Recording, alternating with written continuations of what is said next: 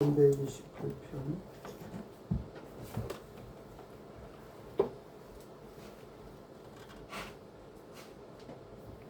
제가 가지고 있는 성경은 899면 되겠습니다.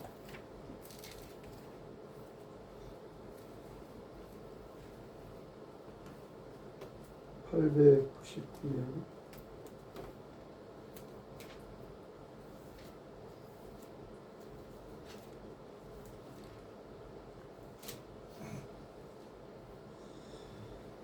함께 낭독합니다. 여호와를 경외하며 그의 길을 걷는 자마다 복이 있도다. 내가 내 손이 수고한 대로 먹을 것이라. 내가 복되고 영통하리로다. 내 집 안방에 있는 내 안에는 결실한 포도나무 같으며 내 식탁에 둘러앉은 자식들은 어린 감람나무 같으리로다. 여호와를 경외하는 자는 이같이 복을 얻으리로다. 여호와께서 시온에서 내게 복을 주실지어다. 너는 평생의 예루살렘의 번영을 보며 내 자신의 자신을 낼지어다. 이스라엘에게 평강이 있을지어다. 아멘. 하나님을 경외하는 가정의 복이라는 주제로 말씀을 선포합니다. 시편 120편에서 134편은 성전에 올라가는 노래입니다. 이스라엘 백성들이 절기 때마다 예루살렘 성전으로 올라가면서 부른 노래로 알려져 있습니다. 시편 123편부터는 성전에 올라가 예배를 드릴 때의 심정을 노래합니다. 시편 127편과 128편은 서로 긴밀하게 연관되어 있습니다. 두 시편 모두 하나님께서 신자의 일과 가정 그리고 예루살렘에 복 주시는 것에 대해서 말씀하고 있습니다. 시편 127편은 가정에서 주시는 복에 특히 초점을 맞추어서 말씀합니다. 하나님을 의지하는 것이 중요함을 은근히 가르칩니다. 시편 128편은 하나님께 복받는 사람의 태도에 대해서 더욱 구체적으로 말씀하고 있습니다. 하나님을 경외하는 사람에게 복이 있다고 두 번이나 선명하게 강조합니다. 복을 받는 범위에 있어서도 시편 128편이 더욱 포괄적입니다. 그런데 시편 128편은 신자 개인의 일, 신자의 가정 그리고 예루살렘과 이스라엘에서 받는 복을 고루 다룹니다. 복을 누리는 범위가 순서대로 점점 넓어집니다. 오늘 본문은 성전으로 올라가는 노래라는 표제가 붙은 9번째 성전 순례 시입니다. 예루살렘 성전 순례자들이 부르는 노래 중에 하나이며 경건한 가정에 소망을 담고 있습니다. 여호와를 경외하는 자가 누리는 가정의 축복을 노래한 시편입니다.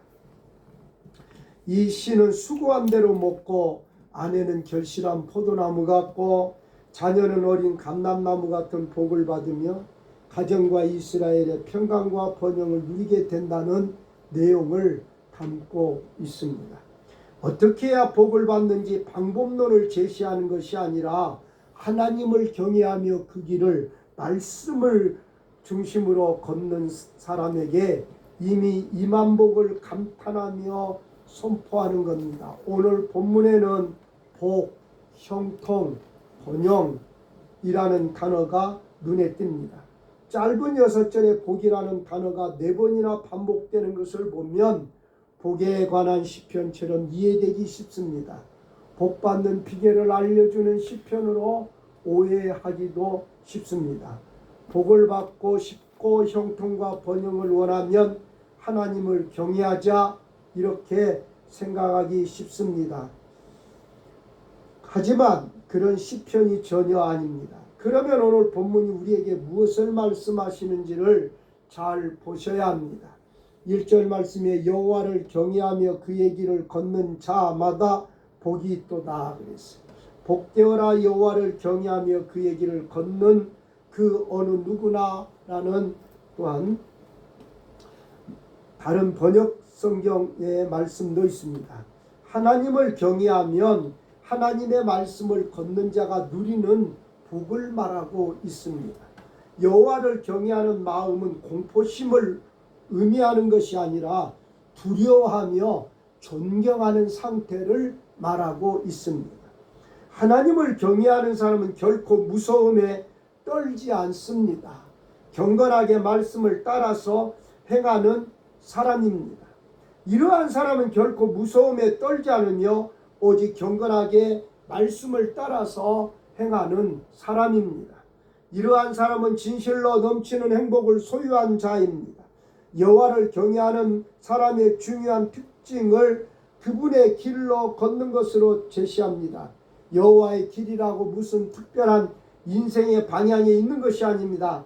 날마다 하나님 말씀을 순종하며 자신에게 주어진 일들을 성실하게 행하는 길이 바로 여호와의 길입니다.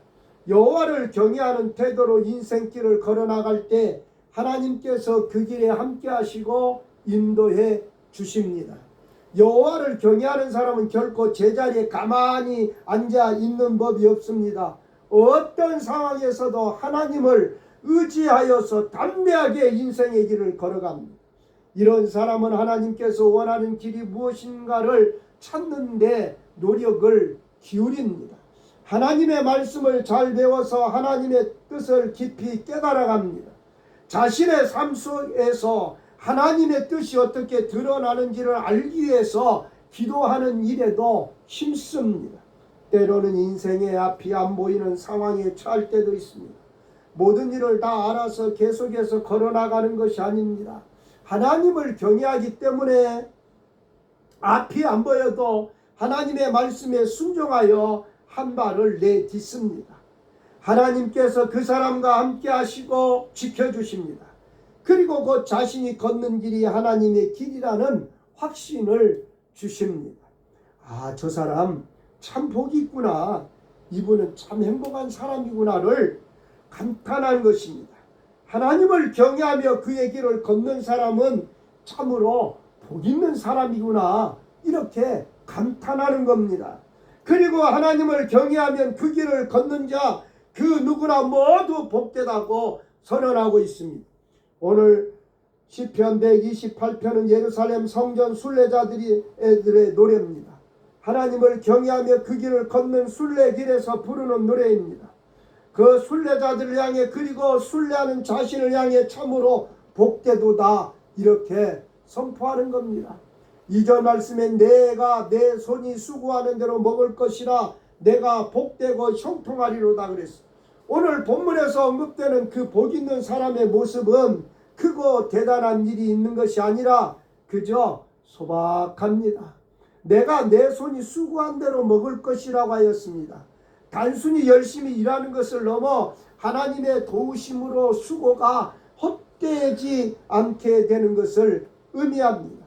하나님을 경외하는 자들은 힘쓰고 애써도 결실을 얻지 못하는 악인과는 달리 정당한 노동의 대가를 지불받습니다.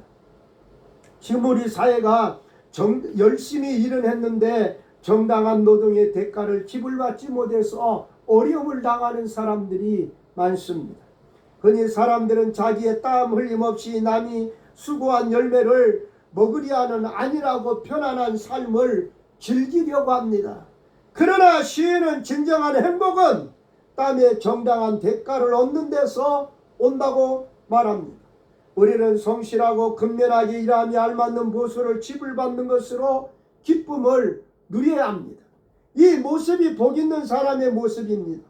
하나님의 자녀라고 일컫는 우리조차도 복에 대한 이해는 세상과 구별되지 않는 듯합니다. 복하면 크고 뭔가 크고 대단하고 풍성하고 차고 흘러넘치는 것으로 이해합니다. 복이라는 말이 욕망, 성공이라는 단어로 대체된 지 이미 오래입니다. 그래서 수고한 대로 먹을 것이다 라는 사실이 복으로 여겨지지 않습니다. 당연히 감사할 조건들이 있는데도, 감사할 일들이 있는데도 감사하지 않습니다. 그러나 오늘 시편은 우리에게 분명하게 말합니다. 우리가 일한 만큼, 수고한 만큼 먹는 것이 복되다는 것입니다. 혹자는 현장에서 이렇게 얘기합니다. 그래도 오늘 하루 내가 받는 일당만큼은 일하고 가야지. 그렇게 생각해요. 그런데 어떤 사람은 자기가 받는 일당만큼도 일을 하지 않아요. 어떤 사람은 자기가 받는 일당에 조금 더 분에 넘치도록 일하는 사람도 있어요. 사람들은 수고한 대가로 수입을 얻는 것이 당연한 일이라고 흔히 생각합니다. 하지만 이것은 하나님께서 주신 큰 복입니다. 경우에 따라서 하나님께서는 믿지 않는 자들에게도 복 주셔서 수고에 대한 대가를 거두게 하십니다. 우리 하나님을 경외하는 자들에게는 특히 복을 주십니다. 수고가 헛되지 않게 하시고 수확을 거두게 하십니다.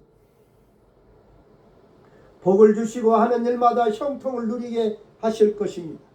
형통함이란 잘되어가다, 번영하다, 평탄하다라는 뜻을 가진 말입니다.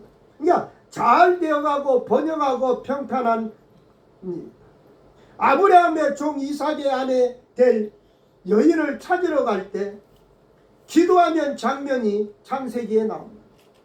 이때 기도하길 우리 주인 아브라함이 하나님 여호와여 원하건대 오늘 나에게 순조롭게 만나게 하사 내 주인 아브라함에게 은혜를 베푸시옵소서라고 기도를 합니다. 하나님은 그의 기도대로 순적하게 리브가를 만나게 하시고 이삭이 리브가를 아내로 맞이하게 됩니다. 그래서 형통함은 순적함, 잘 되어가는 것을 의미합니다. 오늘 본문에서 수고한 대로 먹게 되고 형통하게 될 것이라는 말은 노동의 결실을 순적하게 아름답게 맺게 될 것이라는 말씀입니다. 여호와를 경외하는 사람은 이 사실을 굳게 믿습니다. 인생이 잘 안 풀리고 실패를 거듭하는 때도 결코 좌절하지 않습니다. 하나님께서 나의 수고를 결코 헛되지 않게 하신다는 사실을 굳게 믿고 기뻐하며 계속 노력합니다. 큰 성공을 거두어서 많은 성취를 이룰 때에도 스스로를 높이지 않습니다. 수고는 내가 했지만 열매를 거두게 하시는 분은 하나님이심을 생각합니다. 오직 하나님께 감사 찬양을 올려드립니다. 전도서 3장 13절에 사람마다 먹고 마시는 것과 수고함으로 낙을 누리는 것이 하나님의 선물인 줄도 또한 알았도다 그렇게 말씀합니다.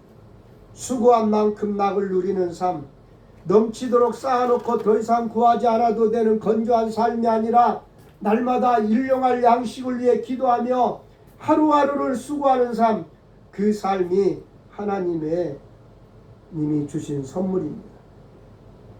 그런데 우리가 이 세상 살아가면서 어떤 때는 우리가 수고한 만큼 낙을 누리지 못할 때도 있어요. 어떠한 대가에 대해서 충분한 보상을, 수고한 대가에 대한 보상을 받지 못할 때도 있습니다. 성경은 만일 하나님의 계명을 지키지 않으면 그 씨 뿌리는 수고가 헛될 것인데 그것은 그 원수가 그 수확을 먹어버리기 때문이라고 성경은 말씀하고 있습니다. 그러나 이보다 더 중요한 것은 하나님의 계명을 지키며 산다고 해서 반드시 그에 보응하는 풍성한 수확을 불로소득을 얻게 되지는 않는다는 사실입니다. 그럼에도 불구하고 하나님의 뜻을 쫓아 늘 감사하며 사는 이는 자신이 땀 흘려 수고한 그 이상의 풍성한 소득을 축복으로 받게 된다는 것이 바로 본문이 주는 교훈입니다. 이런 자들의 노동이 더 이상 고역이 아니라 하나님의 귀한 축복으로 이해될 것입니다. 3절 말씀에 내 집 안방에 있는 내 아내는 결실한 포도나무 같으며 내 식탁에 둘러앉은 자식들은 이런 감람나무 같으리로다 그랬어요. 내실에 있는 구석에 있는 입니다. 내실은 집의 가장 안쪽 방을 의미합니다. 이것은 당시 이스라엘 가정의 아내용 방이 구석지고 은밀한 곳에 있었던 사실을 1차적으로 암시해 줍니다. 오직 부부간이 공유할 수 있는 친밀한 공간입니다. 하나님을 경외하는 사람은 부부 사이의 순결함을 굳게 보호하기 위해 힘씁니다. 그럴 때 아내는 풍성한 열매를 낼 것이고 남편은 그 복들을 온전히 받아 누릴 수 있을 것입니다. 그러나 2차적으로 어느 정도는 비밀에 속한 가정 재반 사무를 담당하는 주부의 특성뿐만 아니라 집의 가장과는 달리 그 모든 행동이 조심스럽고 비밀스럽게 행해졌던 내실 마님의 속성을 가리키고 있습니다. 이러한 풍습은 오늘날의 유대 사회에서 여전히 그 독특한 특성으로 남아 있답니다. 하나님께서 주시는 복은 부부 관계와 자녀 관계에서도 큰 복을 주십니다. 자기 집 내실에 있는 아내가 열매 맺는 포도나무와 같을 것입니다. 아내는 결실한 포도나무 같고 그랬어요. 팔레스타인 지방에서 포도나무는 그들에게 수분과 자양분을 제공하는 없어서는 안 될 귀중한 나무 중에 하나입니다. 그래서 결실한 포도나무와 같은 덕스러운 아내를 자기 생의 동반자를 가지고 있는 자는 어떤 축복과도 바꿀 수 없는 귀한 축복을 소유한 것이라고 잠언 19장 14절에 말씀하고 있습니다. 히브리 사회에서 포도나무는 안정된 생활, 평화와 번영을 상징하였습니다. 본 구절에서는 아내의 건강한 출산 능력에 대한 적절한 비유입니다. 선민 이스라엘은 하나님의 애굽에서 가나안으로 옮겨다 심은 포도나무로 비유되었습니다. 선지자들은 하나님께서 배역하고 열매 맺지 못한 이스라엘 백성들을 야생 포도나무로 묘사하면서 이러한 선민의 비참한 최후를 포도나무가 농부에게 베어져 버림받고 불에 태워지는 것으로 비유되기도 했습니다. 성경에서 포도나무는 신실하고 경건한 믿음의 가정에서의 아내와 타락한 인간, 그릇된 선민 등을 상징하기도 했습니다. 신약에서 예수님은 나는 참 포도나무요 하나님은 아버지라고 말씀했어요. 그러면서 하나님 아버지 농부라고 말씀했습니다. 열매 맺는 포도나무는 많은 자식을 의미합니다. 이번에 구속된 그 한학자는 자녀를 14명 낳았대요. 그런데 결혼하기 전에 문선명이가 에서 낳은 아들이 또 2명이 있대, 자녀가. 나이 차이도 또 많대요. 시편 127편 5절에서 복 있는 자의 모습으로 화살통에 화살이 가득하듯 많은 자녀를 거르는 것을 이야기합니다. 하나님께서는 부부 사이에 사랑의 결실을 자녀로 맺게 하실 것입니다. 포도송이에 많은 열매들이 주렁주렁 맺히듯이 많은 자녀들을 낳아 기르게 될 것입니다. 하나님께서 이런 복을 내려주시는 것은 내 집 내실에 있는데 아내를 통해서입니다. 아가서에서 포도주는 부부간의 침실에서 누리는 달콤한 즐거움을 나타냅니다. 하나님을 경외하는 남편과 아내는 서로 깊은 교감을 누리고 사랑을 나눕니다. 하나님의 길을 따라 행하는 부부 사이를 하나님께서 하나 되게 하십니다. 자녀들은 어린 감람나무같이 가정의 평안과 행복을 누립니다. 감람나무는 감람나무과에 속하는 상록 교목으로 20에서 30m까지 자라며 열매는 동그란 원형이고 파란색을 띱니다. 감람나무는 호흡기 질병의 약재나 해독제, 한약재, 중국 요리의 재료로도 사용되며 원산지는 지중해와 중동 지방입니다. 감람나무는 성경에서 하나님의 복, 평화, 기름 부음, 신앙의 견고함, 번영과 생명력, 인내, 영원성, 그리고 이스라엘과 이방인의 구원의 상징, 그리고 하나님의 백성을 상징합니다. 자식은 장성한 감람나무로부터 새로 뻗어나오는 활기찬 가지처럼 하나님 은혜 가운데 성장해 갑니다. 또한 어린 감람나무는 장성한 나무가 되어 기름을 생산해낼 수 있는 가능성을 배태하고 있습니다. 하나님을 경외하는 자의 자녀들은 미래를 약속하는 가능성이 있는 희망입니다. 시인은 다정하고 행복한 가정생활이 하나님의 복임을 상기시키면서 일상적인 삶을 소중히 생각하고 최선을 다하도록 격려하고 있습니다. 노아 홍수 이 비둘기가 감람나무의 잎을 물고 돌아온 것은 하나님의 진노가 끝나고 평화와 회복의 시기가 시작되었음을 나타냅니다. 창세기 8장 11절입니다. 저녁 때 비둘기가 그에게로 돌아왔는데 그 입에 감람나무 새 잎사귀가 있는지라. 이에 노아가 땅에 물이 줄어든 줄 알았다. 이 구절에서 감람나무 잎은 하나님의 구원과 새로운 땅의 시작을 상징합니다. 성경에서 감람나무는 하나님의 축복과 번영을 나타냅니다. 감람류는 제사와 기름 부음에 사용되어 하나님과 특별한 관계를 상징하고 감람나무는 풍요로움과 생명을 제공하는 나무로 간주되었습니다. 성경 안에서 올리브유는 매우 귀중한 오일로 다루어집니다. 시편 52편 8절입니다. 오직 나는 하나님의 집에 있는 푸른 감람나무 같으며 하나님의 인자하심을 영원히 의지하리로다. 여기서 시편기는 하나님의 축복 안에서 번영하는 자신의 삶을 감람나무에 비유하고 있습니다. 감람유는 성막에 등불을 밝힐 때 사용되었습니다. 성경에서 기름 부음과 관련이 되어 있습니다. 이는 하나님의 성령과 특별한 선택을 상징합니다. 구약에서는 왕과 제사장을 세울 때 감람유로 기름 부음을 했으며 이는 하나님의 임재와 성령의 역사를 나타냅니다.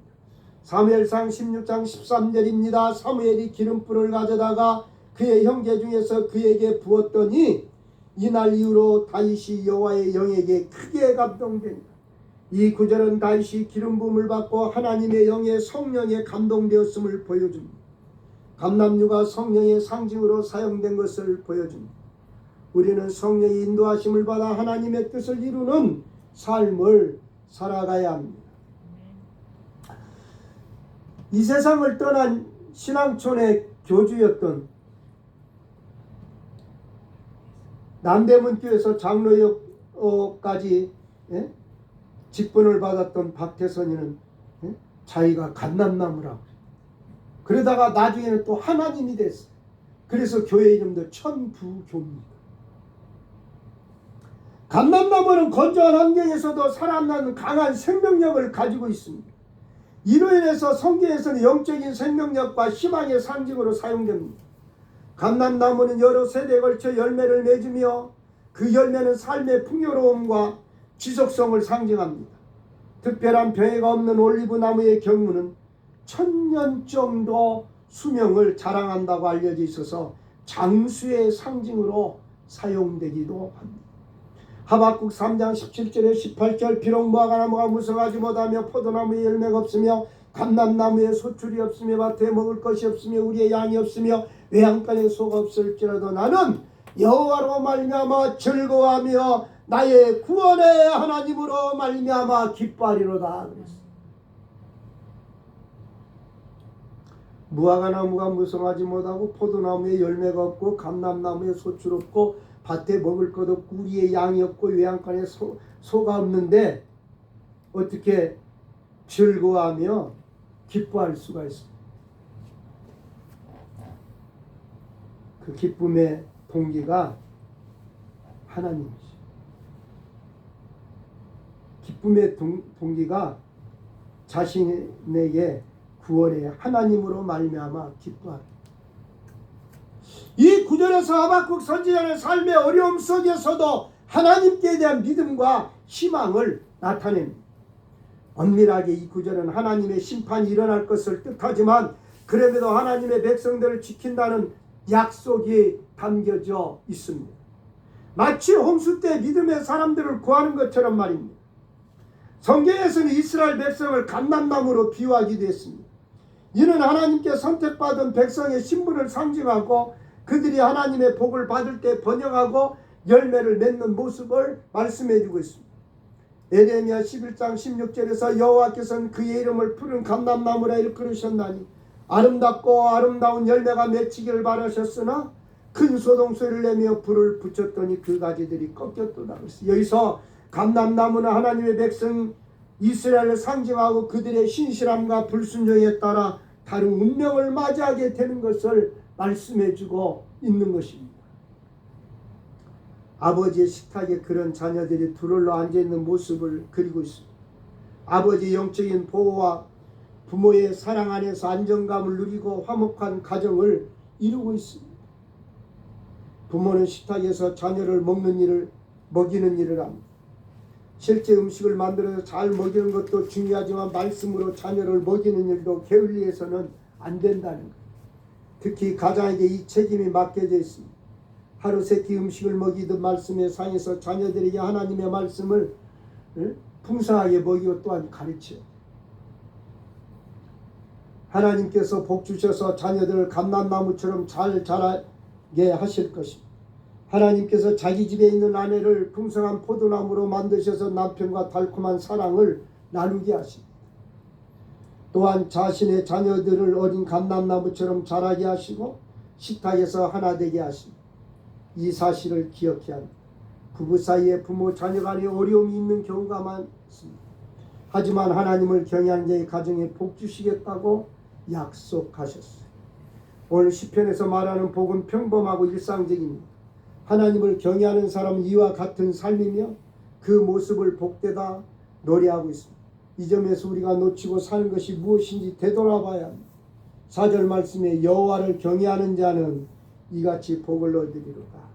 공동 번역에는 야에 하나님을 경외하는 자는 이렇게 복을 받으리라고 말씀했습니다.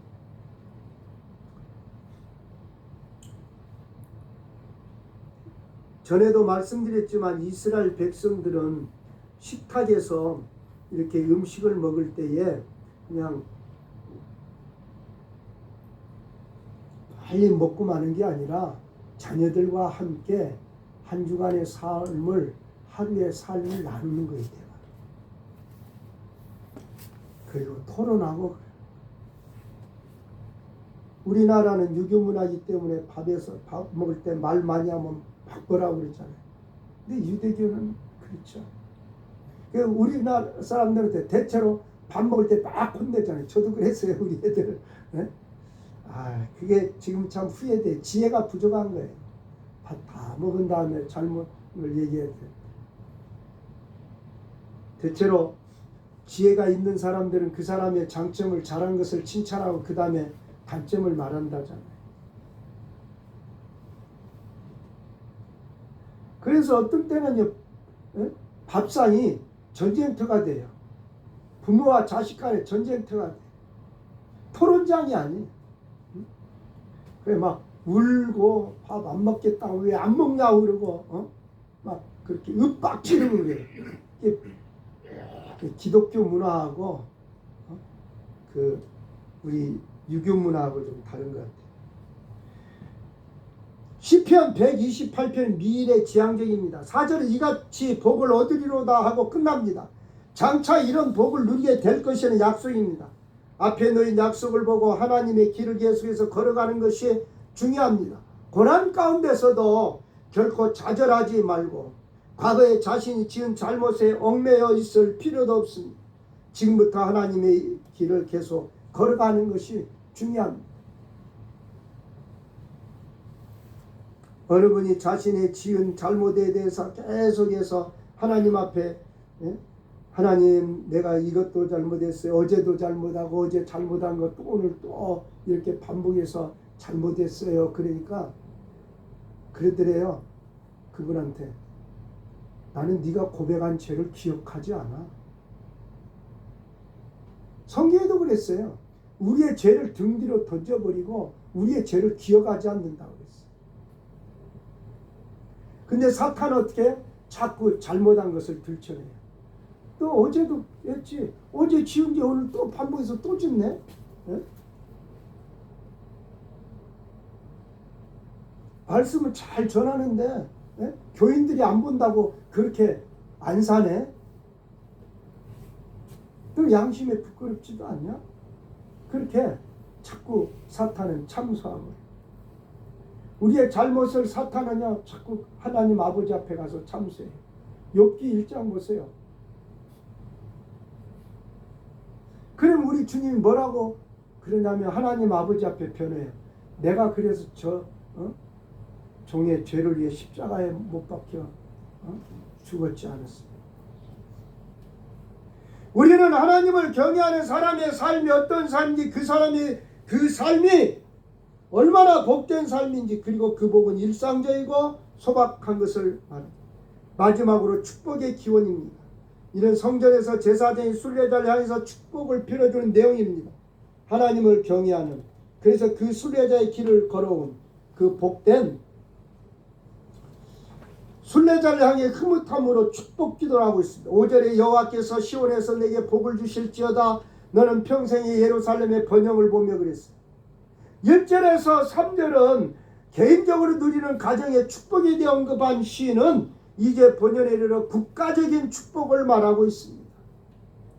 시인은 축복의 기반이 개인의 경건에 있지만 축복의 범위는 하나님의 보좌가 있는 시인과 관련되어 있습니다. 시온은 성전이 있는 예루살렘을 가리키는 다른 말입니다. 하나님의 지상 처소로 알려져 있습니다. 바로 그것이 복이 온다는 사실을 지적함으로써 결국 그 모든 복이 하나님으로부터 임한다는 걸 마음에 심고 있는 것입니다. 시편 128편의 복을 선언하는 자리가 예배의 자리라는 것을 알 수 있습니다. 하나님을 경외하는 사람은 직장이나 가정의 문제를 해결하기 위해서 현장에 매여 있지 않습니다. 현실의 문제를 들고 주님 앞에 나옵니다. 예배드리러 나옵니다. 복 주시는 분이 하나님이시라는 것을 알기 때문입니다. 여호와를 경외하는 사람의 중요한 특징은 예배를 드린다는 점입니다. 하나님께서 예배에서 주시는 복은 마음의 평안, 교회 화목 또는 교회 성장에 국한된 것이 아닙니다. 직장의 사업에서 성과를 내고 가정에서 남편과 아내, 부모와 자식 간의 관계가 변화되는 실체적이고 구체적인 삶의 문제를 포괄합니다. 예배와 삶이 하나로 이어집니다. 우리의 예배를 받으신 하나님이 우리의 직장과 가정에 자녀의 복을 주십니다. 예배에서 받은 말씀을 삶 가운데 그대로 행하고 삶에서 하나님께 주시는 복을 누립니다. 또 삶에서 하나님께 베푸신 은혜에 감사하며 예배로 나와 하나님께 찬송드립니다. 하나님을 경외하는 자, 하나님의 길을 걷는 자의 예배와 삶의 모습이 바로 이런 것입니다. 이런 사람이 참으로 복된 사람입니다. 모든 성도들이 이런 복을 누리시길 바랍니다. 복 있는 자는 평생 예루살렘의 번영을 볼 것입니다. 하나님께서 이 사람의 복 주시기 위해서 예루살렘을 좋게 하실 겁니다. 예배가 계속되고 하나님의 말씀이 계속해서 전파되도록 하실 겁니다. 여기서 우리는 여호와를 경외하는 자가 그의 자녀 및 손자를 보며 오래 살기를 바랄 뿐 아니라 가정의 행복은 예루살렘의 번영과 불가분의 관계가 있음을 보여주고 있습니다. 하나님을 경외하는 자는 예루살렘의 번영을 보지 못합니다. 그의 행복이 불안해질 수밖에 없습니다. 왜냐하면 언약 백성의 관심사는 필연적으로 자기 자신과 가족을 넘어 이스라엘 백성 모두에게 집중되기 때문입니다. 경건한 하나님의 백성들은 자신에게 주어진 축복을 초월하여 하나님의 교회가 형통하고 평안하기를 바라게 됩니다. 가정의 가장을 향하여 다시 한번 복을 빌면서 한 가지 사실을 깨닫게 하고 있습니다. 그것은 모든 복이 하나님께로부터 온다는 사실입니다. 그가 속한 도시 예루살렘의 번영도 원하고 있기 때문입니다. 여기서 우리가 새롭게 얻는 시야는 한 개인 및 그 가정의 운영, 그들에 속한 공동체의 번영과 밀접한 관계가 있다는 사실입니다. 한 국가의 안녕은 한 가정의 건강에 의존되어 있기 때문입니다. 6절 말씀에 내 자식의 자식을 볼지어다 이스라엘의 평강이 있을지어다. 자식의 자식을 보게 하실 겁니다. 손자와 손녀를 보게 하신다는 내가 장수하리라는 것입니다. 너의 생명이 손상되지 않는 성공과 행복으로 특정 지어질 것이라는 뜻입니다. 후손은 한 가정의 힘일 뿐 아니라 그 가정의 미래를 보장하는 희망이기도 합니다. 그래 우리나라 옛날에 자녀를 못 낳으면 이제 후처를 취해서 후손을 얻는 경우를 우리는 보고 그래서 씨발찌라는 영화도 있고 그랬잖아요. 대대로 자신들이 믿음을 이어나가서 교회를 이루고 번성하게 할 겁니다. 교회가 잘 되는 것으로 자식이 자식을 낳고 믿음이 대를 이어 전수되는 것을 중요하게 지적합니다. 하나님을 경외하는 백성들이 자녀들에게 대대손손 복음이 잘 계승됩니다. 교회가 번성하고 예배와 하나님의 말씀이 잘 전해집니다. 이렇게 되면 자연스럽게 이스라엘 민족 전체가 평강을 누리고 사업과 가정이 안정되니 국력도 자연스럽게 커질 것입니다. 아이를 출산하지 않으면 국력도 약해지는 거예요. 성도 한 사람 한 사람이 하나님을 경외하며 바로 살아갈 때 받는 복이 있도록 큽니다. 그 유익은 개인을 넘어서 교회와 국가 전체까지 미칩니다. 내가 장수하려는 것이며 너의 생명이 손상되지 않는 성공과 행복으로 특징되어질 것을 말하고 있습니다. 이렇게 되면 자연스럽게 이스라엘 민족 전체가 평강을 누릴 것입니다. 한 사람의 미래는 그 사람이 속한 공동체 전체의 미래와 연결되어 있다는 사실입니다. 지금까지 한 가정의 미래에 관해 논해오던 기자가 결론적으로 공동체 이스라엘 미래를 축복하고 있다는 사실에서 그 사실을 추론할 수 있습니다. 사업과 가정이 안정되니 국력도 자연스럽게 커질 것입니다. 성도 한 사람 한 사람이 하나님을 경외하며 바로 살아갈 때 받는 복이 있도록 큽니다. 그 유익은 개인을 넘어서 교회와 국가 전체까지 미칩니다. 하나님께서는 성도들의 소원을 들으시고 이스라엘이 대대로 평강과 축복을 누리도록 만드신 것입니다. 오늘 우리는 복이 무엇인지 다시 한번 기억해야 합니다. 여호와 하나님을 경외하며 하나님의 이름을 거룩히 여기며 그 길을 걷는 사람은 복 있는 사람, 행복한 사람이라고 말씀하고 있습니다. 때로는 그 길을 걷다가 휘청거리기도 하고 넘어지기도 하고 깨지기도 하지만 그럼에도 하나님 한 분만을 바라며 하나님께 독생자 예수님을 통해 우리에게 허락하신 이 복을 누리며 살아야 합니다. 그러므로 크고 화려한 과욕의 복이 아니라 지금의 일상에서 소박한 복을 누리며 기뻐하며 감사하며 오늘도 이 믿음의 길을 단단하고 담담하게 걸어가는 우리들의 복된 삶이 되기를 주님의 이름으로 축복합니다. 하나님을 경외하는 가정의 복에 대해서 말씀을 선포하고 말씀을 듣게 해주셨사오니 감사합니다. 성령 하나님께서 이 말씀 우리 마음의 심리에 새겨지게 하시고 생각의 법에 기록되어서 우리가 아버지 또 한 주간 살아가는데도 이 말씀의 이끌림을 받으며 또한 이 말씀에 순종하며 살아가는 우리들의 남은 생에 되게 하여 주시옵소서. 예수 그리스도 이름으로 기도드립니다. 아멘.